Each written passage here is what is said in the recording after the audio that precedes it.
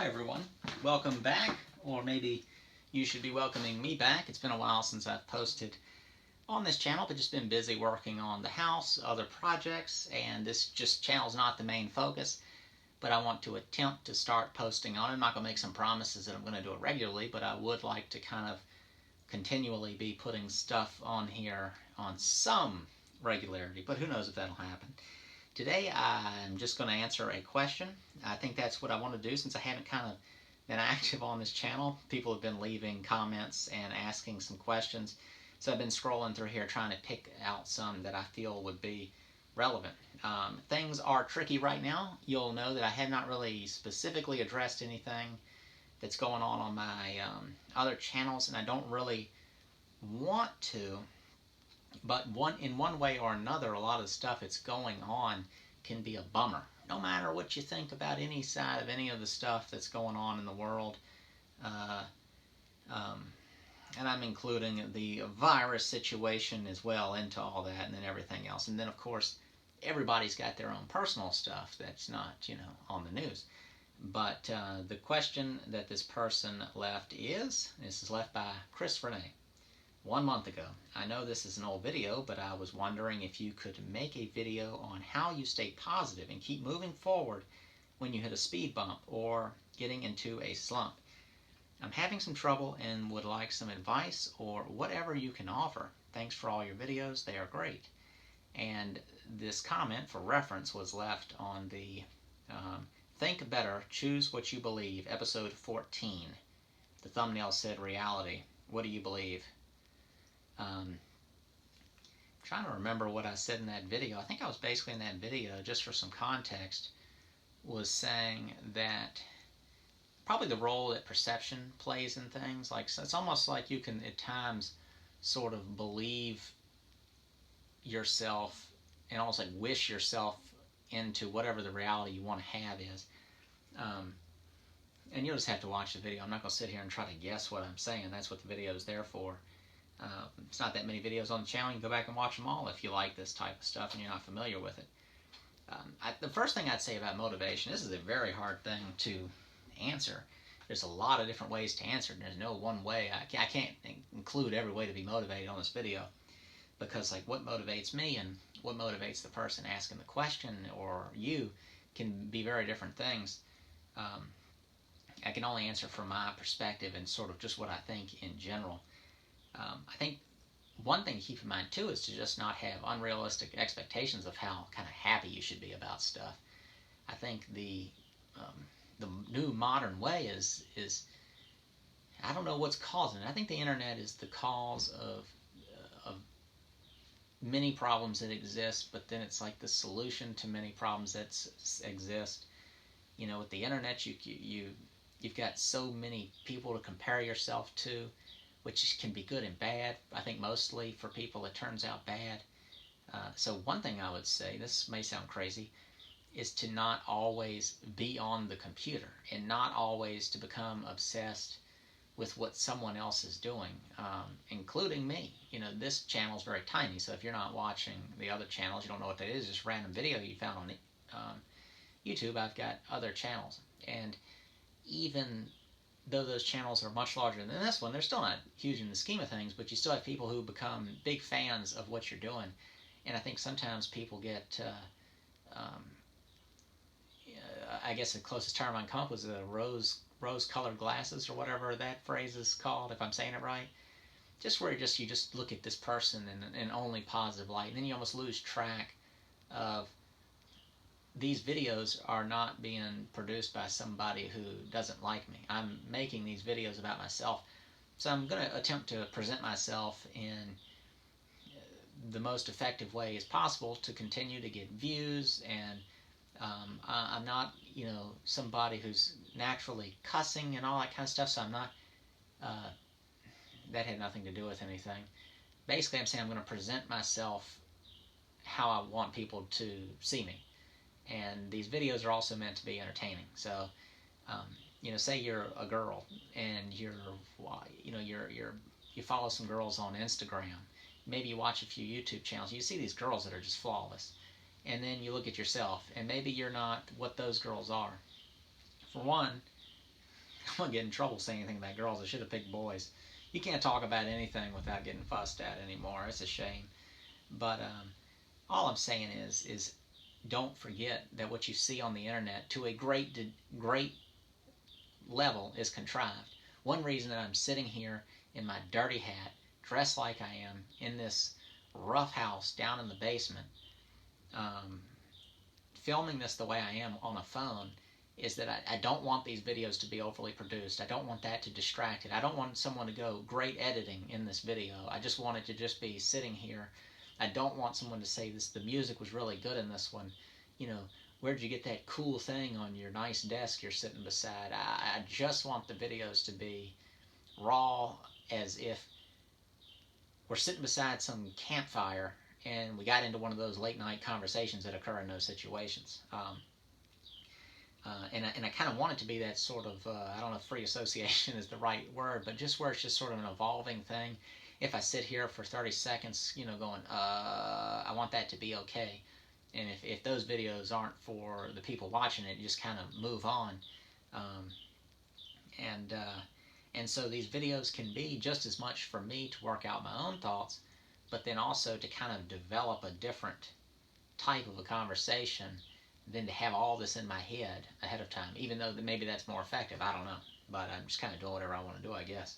I also came up with a good name for this channel, and I'm going to change it real soon. There's another person with the same channel name, but it's a small channel, so I'm not going to worry about it. I googled Launchpad, and it came up some like little video game looking thing. Launchpad's the current name of this channel. But I never wanted that to be the channel name. I don't like it. So I thought of another one. I thought that was really good. And there's another channel, and they've got about 16,000 subscribers and make really odd videos. So I'm just going to use that name. And yeah, motivated. And I said the thing about you don't always need to be happy, and then the comparing yourself to people on the internet. But yeah, you just don't need or should expect. Manage your expectations. That phrase in general, I think, is like one of the best things you can consider in doing anything when you're thinking about your feelings in regard to it. Is, for one, who do you think you are? That kind of a thing. Why should you be happy all the time? Who guaranteed you should be happy? You've got opportunity that can lead to happiness, but I think I'm about to get all patriotic on you. The pursuit of happiness. It's not. It's not. You're not guaranteed happiness. You're guaranteed the pursuit of happiness, and that's here in the United States, and not everywhere in the world has that. Things like that, and I have to be so careful now. And I think I already said that in this video. I've already tried to film this video several times. I want to stop doing that. I want these videos just to be I'm talking. If I screw up, I say I'm sorry. I didn't mean it that way, and move on. But things have gotten so good that it's almost like people are looking for something to complain about. And last night I was sitting around considering what to name this channel again, and looking around and seeing what was available and what was already used and all that kind of stuff after my idea hit me. And I came across ASMR videos, and I knew what they were because people have said like stuff about my videos referencing it, and I was like, what does that even mean? And I looked it up, and I just went, okay, that's odd, and moved along. But then I actually watched one for the first time, and it was this huge YouTube channel. I mean, it was huge, like 2.5 million subscribers, and it was just some girl rubbing her hands together and clicking her fingernails on the screen, and I'm just sitting there going, thinking about, like, sometimes I have to work on a house for a month before I can even get a video out, and just how intense the editing can be, and somebody just sitting there clicking on the screen. I mean, I'm happy when I see somebody can pull something like that off. But the whole thing was so bizarre and all that, and I just told my wife, she's sitting there beside me, we're talking about a bunch of stuff that's going on right now in the world, and I just said, look at this. I said, things are so good. They've gotten down to the level where this, to a lot of people, isn't even weird. Think about in a very, very short time ago in anybody's history, like there just simply wasn't time to do things to be novel, like just because you wanted to. And even if you did, this stuff is still so strange. And I'm not just picking on that one thing. Again, if you can sit there and make money off clicking on a screen and rubbing your hands together, and then I clicked on another video, the whole channel's like the guy gives pretend haircuts to a microphone, and I'm not surprised by anything, but you can still be kind of blown away and just like have this like uncomfortable laugh. It's so odd when you see certain things. But to see that, and to know that that someone just having a little bit of trouble going to sleep, or whatever the whole point of it all is, or just any of our small problems these days can be considered big problems, it's mind-blowing. And that's where I think you need to be, like, keep that type of stuff in perspective, and don't think that you should be happy all the time. Don't think that you should always feel motivated. It's like, I think the key is to not feel motivated, it's just to overcome it. Like when you think that, you know, especially if you get to a point like where you're doing something like what I'm doing, I've surpassed that, having to have this job that you go to every day and you're just so limited in options. And if you stop doing that for 1 minute, you get into a pickle. You know, I was able to make decisions and all that stuff. I just didn't end up there. And I was able to not have certain responsibilities too early. That you know, because that makes a difference. You know, if I had more responsibilities than I have right now, I'd have to shift what I'm doing. And sometimes it's just by a little bit. But, you know, as long as you just kind of make those right decisions. And that, I know I'm going to switch kind of what I'm talking about right now. But a lot of people try to fix problems after the problem exists. And sometimes you just got to set yourself up to prevent not being motivated before you get all bummed out about whatever you're working on. And I don't have a specific answer of how to do that. You know, that's more like for me, it's really, really tricky to have it all go right. I just know myself good enough to know that I'm going to sometimes work on this house like I just took something, and then other times I'll walk off from it for a month and I'll get bummed, and it's just like you just have to lean back and accept it.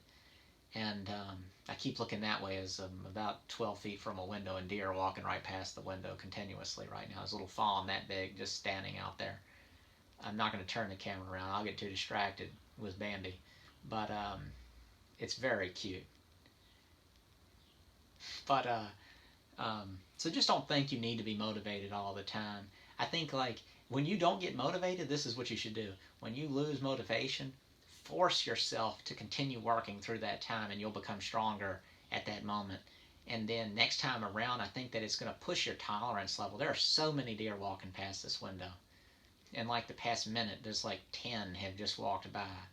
And there's like little baby fawns and deer with antlers and everything. I'm not lying, just some deer. But just push through those little low times. And sometimes you can't do it. Sometimes you just have to just say, forget it, and go and do something different. And that has been my kind of answer, but it's only, I think it's not as effective as it used to be. For me, like I used to think I'm going to have 2 or 3 projects, which turns into 10. So 2 or 3 projects, optimally. And then when I get bored with one, I switch to the other one. But then all of a sudden, it's like after a while, it seems like your projects, for me, it's like I've got this house, then I got a tiny house, then I got my own house, then I got the next house I'm going to work on. So it's all the same stuff, like regardless, and just working on some house. So then you're switching around, but then you know you might feel the difference for about 10 minutes, but then it's just like this little quick high. It goes away, and it's just like, oh, I've got too many projects. So like now my personal goal, and I'm trying to keep all this related to the question, is I'm just trying to get rid of my projects. You know, I don't want to be a person with projects all the time. Like always have huge projects. Like I'm going to build this house, then I'm going to build that house, I'm going to renovate this house. You know, I'm in the middle of buying this land. I'm in the middle of making another deal at the same time. It just becomes a little much. And so for me, then it is, I go, why am I doing this? Have I just become addicted to staying busy, or or because this is what I've started on, like I feel like this is who I am and I have to continue to be this person. Uh, does it have anything to do with outside influence? All that type of thing. So just like to sometimes being not being motivated or being bummed out is there to tell you something. It's not there just to overcome it. It's there to go. Maybe you're not handling this right. Maybe you're doing the completely the wrong thing. And so then you can look at it and you can go, I have too many projects. Why am I doing these projects? Well, these projects are to make money. That's why I'm working on these houses. To be clear, a lot of times people say, oh, this is what I've always wanted to do, and it's almost like they turn it into a hobby, and they forget, and they're like kind of like making an assumption about me, and kind of like trying to define why I'm doing it. I ain't doing this to make money, because people will say that I'm providing houses for people or this and that. Yes, that happens, but the guy who sells you a car does not care about where you drive the car. He's there to be a car salesman to sell you a product that you give him money for. I am.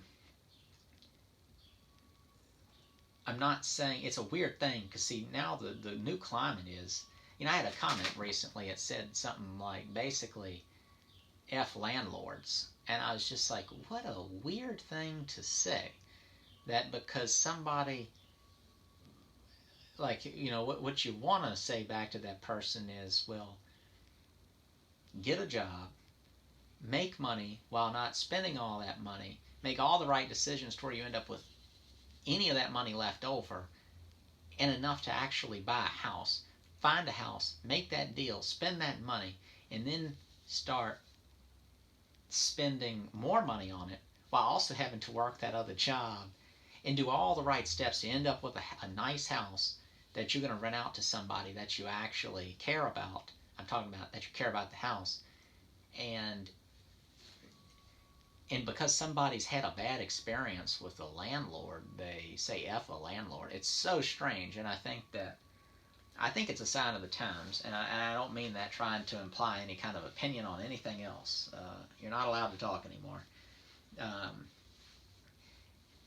But like it's just such a strange thing, how like sensitive people have gotten, and I don't know. I'm gonna get off topic again, but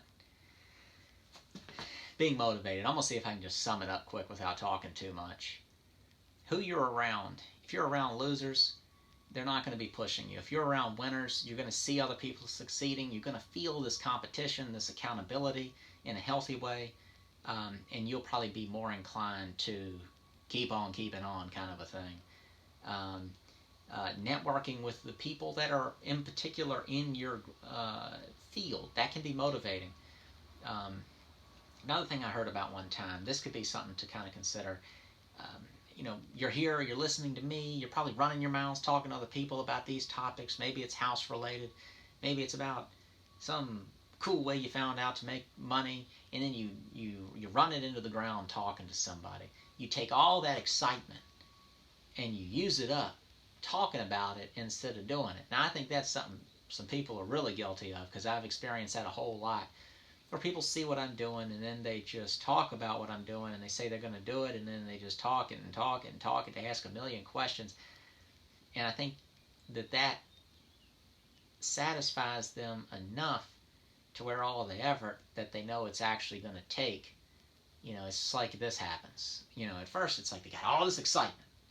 That's when they should have got to work on it. But then they talk about it, and as you talk about it, it's like it starts feeling good. And all of a sudden you start to acknowledge how much work it's going to be. And then that happens. And then all of a sudden you're not going to do it anymore.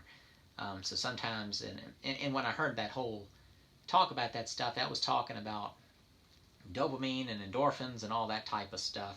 So it wasn't just something I'm making up. It was some scientific, thing of some sort. So yeah, who you're around, networking, picking something that you do enjoy, that you feel like you could do long term. I'm not saying again that you're skipping around giddy over it, but that you just feel some sort of real satisfaction in, not just something you got excited about yesterday. So for me, I've bought my first house 8 or so years ago, and so I've been able to continue to want to do this. At the same time, I've asked my wife too, when I'm not so excited about doing this, and going, yeah, I keep buying houses, but am I progressing in what I'm doing? And now my particular situation is a little bit unique as far as I'm kind of buying all these houses in one spot. So what I meant by what I said a second ago is like, okay, I buy this house. It's a $9,000 house, requires a massive amount of work. Is buying another $9,000 house the right move after you've bought a bunch of $9,000 houses that you're getting rent? Maybe you want to go, you know what? I'm making enough money now. I know it's going to take me a year to work on this house. I'm going to get X amount of rent. It's going to cost this much total investment. I'm not going to spend all that time renovating the house. I'm going to spend 50 grand and then hire some people to come in and just do those little touches to get that next house ready to rent. And that's where I think I should personally be now. But I've already got myself into this stuff, so I want to keep it going. I'm not going to walk off from it. It'd be too much, I just wouldn't do that. I don't even need to explain it to you or myself. I wouldn't do that. So, sorry, somebody cutting grass has got me distracted. So yeah, picking something that you kind of look at the long game of doing it. So that would, I guess, be my point. Like with what I'm doing, it easily can be a long game. I can get into it, say you got into something wholesaling, well, you're never really even owning anything, and you're making some money. Well, then you buy your first rat hole.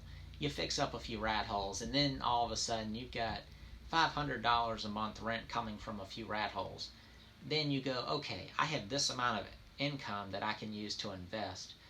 I'm going to use these 3 houses to buy a house that's 3 times better than they are.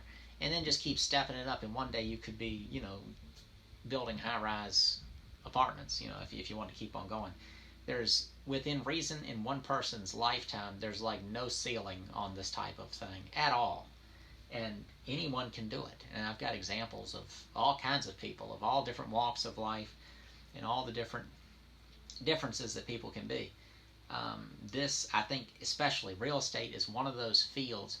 Nobody cares anything about who you are. It's about your money. And so if you bring money to the table, and then after that you make it happen, you can do it. So real estate's one of those areas that there's no excuses. Because, like, also, say you're mixed up in something, it goes wrong for some reason, well, you just do a different deal. But most deals don't mess up as long as you've got the money and you just keep it going. And then you just keep getting better. And so I think that's another thing that what I would say goes towards motivation, is that if you're working in an area that progresses, there's always a little bit of a change going on, and so there's always this thing there that excites you. And that's why I lose motivation with this stuff. I have fixed so many rat holes. I have crawled under so many junky houses in the dirt and crawled over dead cats and all that stuff, and I'm just personally over it. I do. Sorry, I was about to say something I don't want to say, but I'll address it in a nicer sounding way. A lot of times when I address negative comments in videos, I don't personally even view them as negative. I mean, sometimes you have people tell me some horrible thing that should happen to me and everybody in my family and this and that, and you read it and you go, my God, this person's angry. And you wonder why they're so angry over something. I mean, they're either just playing around, they're nuts, they're a child, or whatever's going on. But I like to address those comments. When somebody says, I admire everything you do, please keep it up, blah, blah, blah, really nice comment on YouTube, what can you say to that? You just say, I'm glad, thanks for watching. You can look at my comments. That's my go-to thing. When someone makes a nice comment, thanks for watching, thanks. That type of things. I like to acknowledge that, but there's nowhere to go with it. When somebody says, you're a dumb A-word, why would you buy a $9,000 house and spend that much time when you could have bought something nicer and blah, blah, blah, this or that? Half the time I go, yeah, he's right. If that's all I was doing. But I'm making these videos too. So if I bought a $50,000 house in my area and all it required was a paint job and fixing a few things, and there it is, it's rented, I'd get a video or two out of that. But I get an entire series of videos. And again, like I said, I'm buying houses in one area. So I'm kind of, I'm locked into whatever those houses are. I can't pay someone more and they automatically be better. And the other thing too is I could pay somebody to do more of the work that I'm doing. I'm at that point now where I could do that.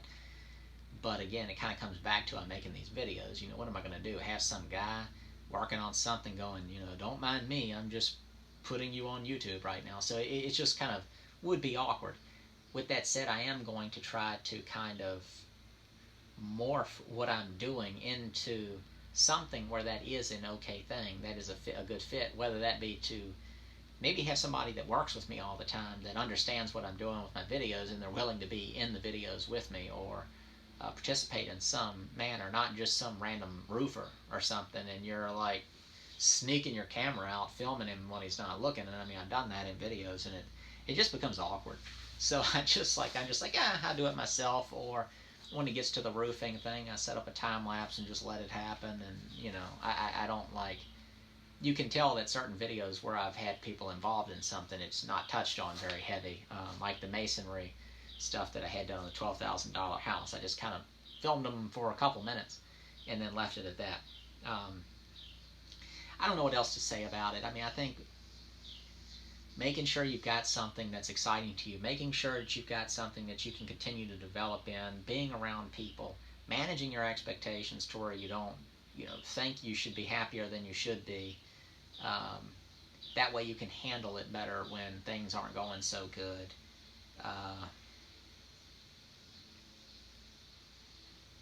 I think having the support of the right people, so I'm not talking about strictly like some friends or associates or something like that, but like your wife, your husband, whoever it is that's your significant kind of people in your lives.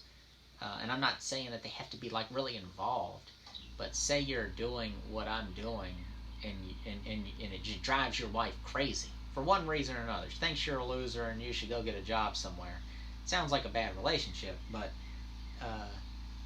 you need to make sure that I think the person that you're mixed up with has an understanding of what you're doing before you get mixed up with them. Or if you're already mixed up with the person, making sure you pick something that they're comfortable with and that will work for you. So it's everything is sort of that give and take. I think I want to try to call it here. I'm going to end up screwing this video up and keep and have to start over. So let me look how long this is, just out of curiosity. I've been talking for 27 minutes. Filming this on an old broken iPhone. I was curious of how long you could film in one go anyway. So this is way longer. I wanted to do some 10-minute videos. I may or may not post this. I probably just post it. There's not that many people watching. I want y'all to give me real honest answers. I do not want to hear how good I'm doing, if I'm doing good. Never mind. That was stupid. If you like this style of videos, I want you to evaluate it. Give me a review on this video. Let me know, did I even answer the question? I can barely remember what I said right now. I get off on tangents and I talk about things because I think that's just how I think, and that's kind of like what I enjoy when I'm talking to people about stuff. And I'm like, when I ask somebody a question, I want them to, I kind of like to see where things go organically and not have it just be this rigid thing where it's like, have some flexibility, because it's just more exciting that way for me. Yeah, so let me know what you think about these videos. Let me specifically know, like, if you got a very specific thing you want to say about them, like, yeah, I like how long they are, but you need to stay on topic, or, just condense the videos shorter, or, bring back your whiteboard you had to where we can have that visual, whatever it is. I really want to start trying to make these videos better. I do want to keep them low budget, but if I need to stick to some sort of a format, I'm perfectly fine with that.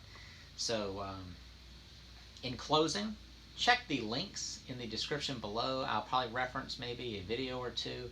If you enjoy my videos, I have a handful of channels.